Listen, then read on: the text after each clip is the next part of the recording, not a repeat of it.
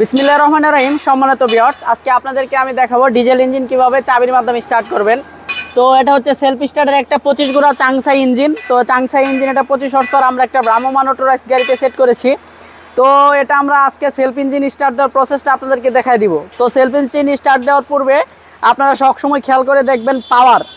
আসলেও কোনো ইঞ্জিনই আপনার পাওয়ার ছাড়া কিন্তু স্টার্ট হবে না। অবশ্যই কিন্তু আপনার পাওয়ারটা দিয়ে দিতে হবে, দাগের একটু নিচে পাওয়ারটা দিয়ে দিবেন, আর আপনার লোড অনুযায়ী পাওয়ারটা কম বেশি করে নেবেন। আর এটা হচ্ছে ইঞ্জিনের কম্প্রেসার লিভার। এই লিভারটা না ধরলে কিন্তু আপনার ইঞ্জিনটা স্টার্ট হবে না।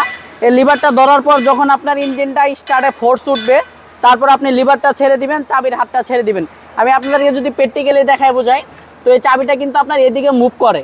আপনি এদিকে চাবিটা যদি ঘুরান তাহলে কিন্তু মেশিনটা আপনার রানিং হয়ে যাবে। আর আপনার এদিকে কম্প্রেসার লিভারটা আগে ছাড়বেন, তারপর চাবিটা আছে, চাবিটা এদিকে ঘুরাই দিবেন, অটোমেটিকই ঘুরে যাবে, আপনার ঘুরাইতে হবে না, যেহেতু স্প্রিং সিস্টেম করা আছে। তো চলেন আমরা এখন স্টার্ট করে হলুদ মরিচ ভাঙাবো।